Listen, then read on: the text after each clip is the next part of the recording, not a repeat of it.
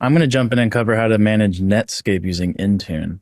No, just kidding. Let's go on with Firefox now. Wrong century, Michael. Yeah.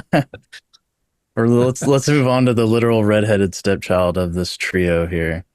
Um, yeah, to kind of continue on the conversation Chris mentioned about like user installs, you may notice like in the Patch My VC product too, if I go here to deploy Firefox, and this is going to be true for Chrome and Edge as well, as we don't have a user option here for the context. And that goes back to what Chris showed about depending on the user and if they're a local admin on the machine and they launch that process, it's going to install in either the system context or the user context. So if we don't know this beforehand, that's what makes it difficult for us to do detection, because if we were to run the user one and they are local or not, um, I'm sure some people are assuming, well, we could check beforehand or maybe, but then it comes to that point of like, well, maybe they were a local admin at one point, now they're no longer a local admin. So it's difficult, and that's why we don't have that current option. And to what Ben mentioned too, if you do want to replace these, ideally the best way to do it is somehow create a group of devices with that user-based installs and then run the system-wide.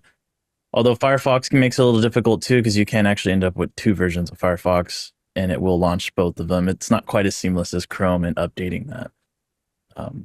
So yeah, it's something we've looked into, and hopefully, depending if things can change in the way things work, we can support in the future.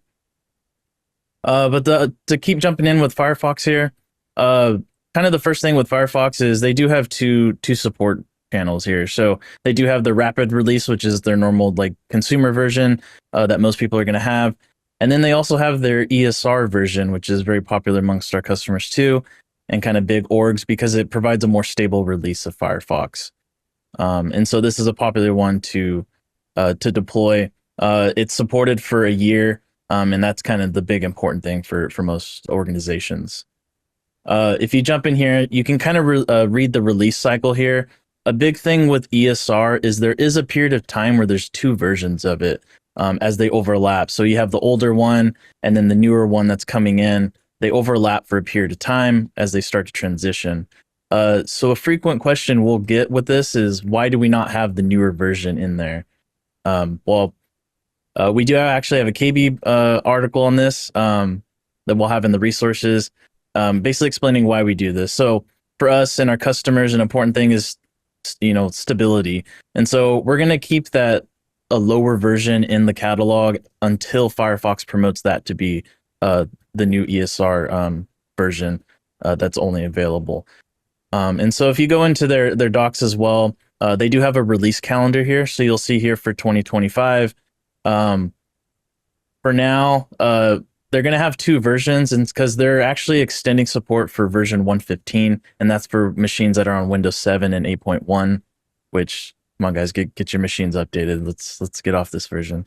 But that one's going to go away in Q1 of next year. And so if we scroll down here, we can actually see the past releases, and you can kind of see how this works. Basically, at some point, we have 128 that goes, and then eventually the 140 gets promoted up. So I'm sure a lot of you saw in July, basically your Firefox ESRs were upgraded if you were using Patch My PC. So that's pretty much why there.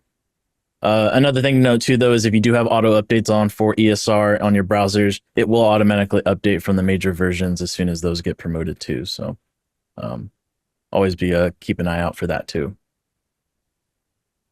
And then jumping back into the catalog, like I mentioned prior, when you go to deploy Firefox here, you do have the option in the app catalog for both of those versions here. So in the app catalog, it's nice and tidy. You just have the two products, the normal and the ESR.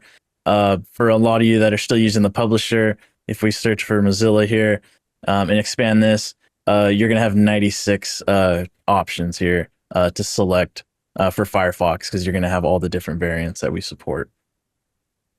Something to note too with upgrading ESR, if I go over the client here. So if we actually installing the rapid release over the ESR is a pretty smooth transition. If I just basically go through an install here of doing the ESR version, and I launch this, we can see here I've got the ESR installed. And that's already automatically updating for us already. And so I'm actually going to let that finish here. But then, yeah, so if you're trying to replace this, it's much easier to go from ESR over to the normal build here. So I've got ESR installed. I'll let the rapid release one install here. It's going to perform an upgrade for us, and it's a pretty smooth transition this way. And so we can open up, and now our version has just been replaced altogether with this now. If you go the opposite way, though, that's where you can run into some issues with your profile. So with the profile being created with the rapid release and you go to do an ESR, you may run into an issue, and you'll actually see a prompt when you go to launch it. It's going to say that your profile was created with the older version. You may need to swap that out. So something to keep in mind if you're trying to downgrade basically to the ESR, because the ESR is always going to be a lower version.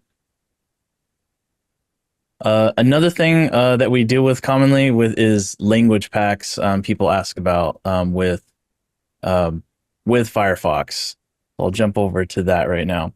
So as I mentioned prior, Firefox has over 90 different language installers. There is not an MUI installer for Firefox. And so at Patch My PC, we actually support 24 different languages right now in the catalog, which we have to give it up to our app team for that, because it's not just 24 different installers. It's x64, x86 for rapid release, as well as ESR. So it's 96 installers that we're tracking for that. And now we just started adding ARM. If I go over to here and search for Firefox on this tenant here, and I go to deploy, we're pretty soon, currently in private preview, we're going to have ARM, which is a whole nother 24 set on there. So we're going to have 120 different installers we're going to be tracking here just for Firefox for 24 languages. So if you do need an additional language, definitely put it up on our ideas page. The team will get it added if needed. But yeah, Firefox does not make language packs easy. If I jump back over here, so you can actually include different language packs if you are deploying a certain one. So if you deploy the EN/US version and you need to have some additional language packs, they do have an option to do that. You can download these packs, include them in your package, and then deploy it that way.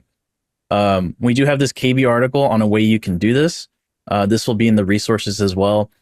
So we actually have this script you can use as a pre-script, and it's over on our GitHub here. And so what you do, you'll see here, I've got these language pack files. They come as these XPI files here. So you download these files, and then you download that script off our GitHub here.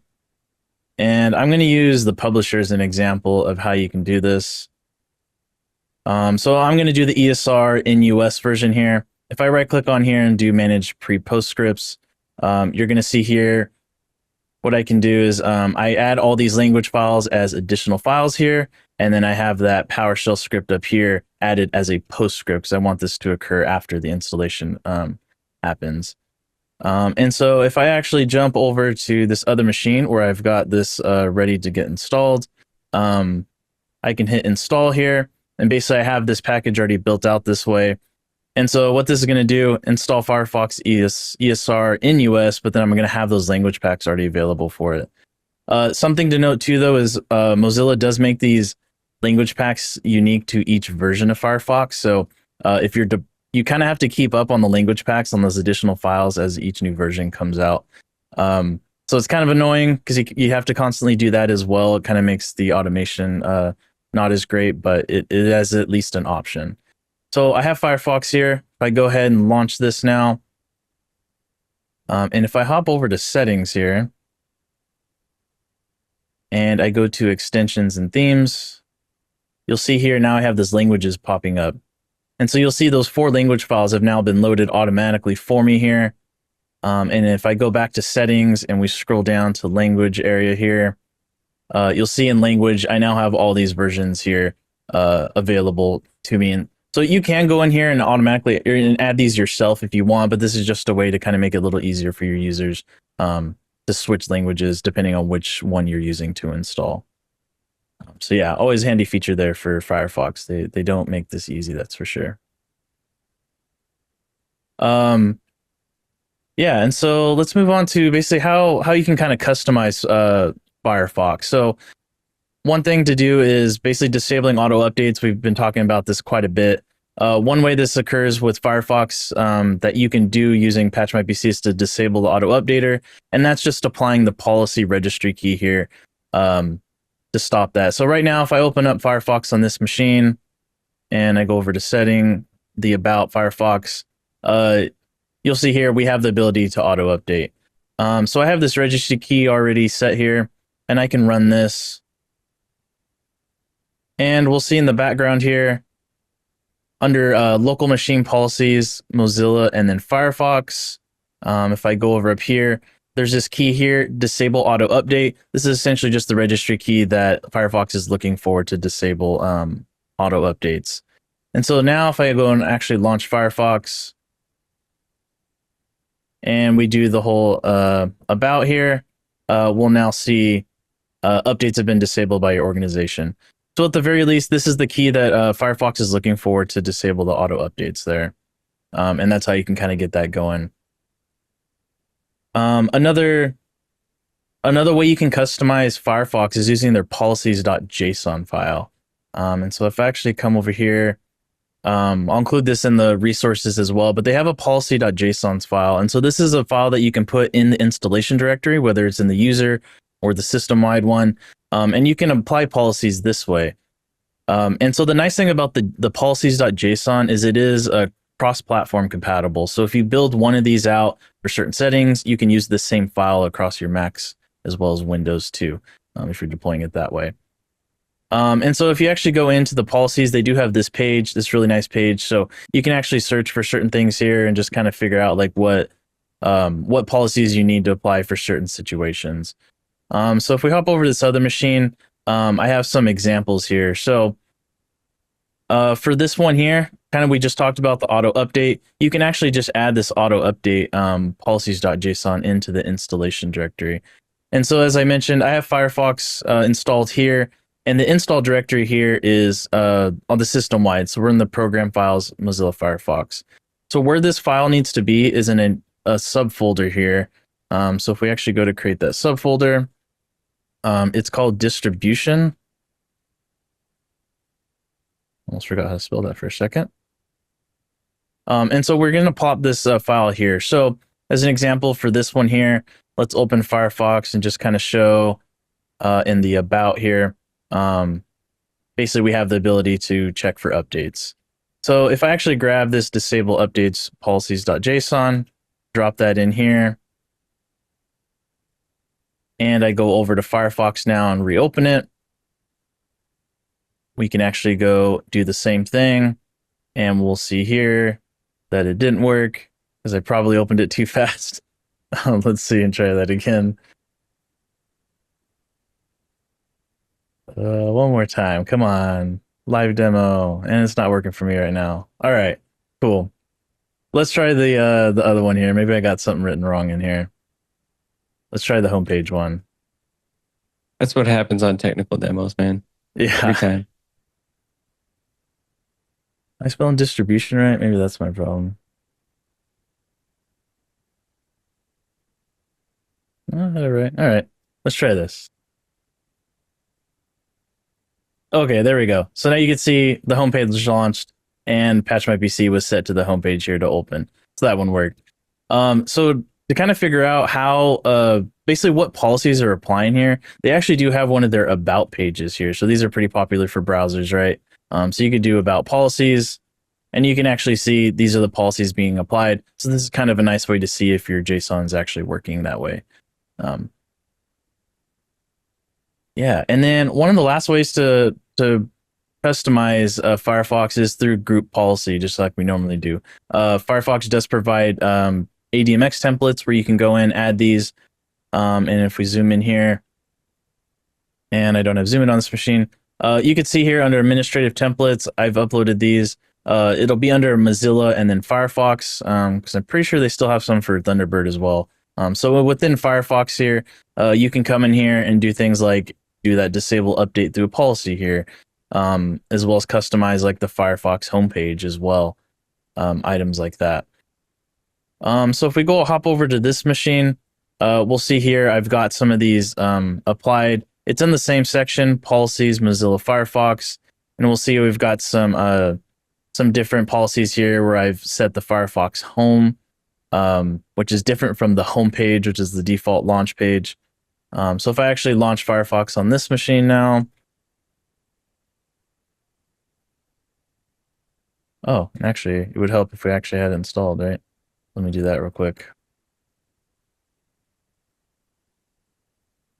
And with Intune as well, the ADMX templates, right? You can upload these into Intune and then apply these through administrative templates as well. So although I'm demonstrating this through group policy, kind of on-prem, go on-prem, right? And then you can still do it through Intune as well. So the same principles apply for that too. All right, yeah. So now if I launch Firefox here, and I just skip through the setup, right? Because Edge isn't just the only one that bugs you every time you open it to add new features or what's new. We could see here my Firefox homepage is set to only do the search bar. And then I think I've got like a home button here, which is set to portal.patchmypc.com. So group policy, always a great way to kind of customize and make sure that you're maintaining the same settings across your organization here. Yeah, but for the most part, that's Firefox and kind of the big things that we go through and support. And then as well as, like I mentioned at the very top of when I spoke, was the user-based stuff. Some good suggestions I saw in the chat, which is like using either collections within ConfigMgr to run configuration items to find those devices with user installs and stuff like that. So definitely give those a try to try and get those user installs converted over. Join over 8,000 organizations who trust Patch My PC to keep more than 25 million devices up to date. It's secure, automatic, and built to scale. See for yourself. Book a live demo with a Patch My PC engineer or start your free trial.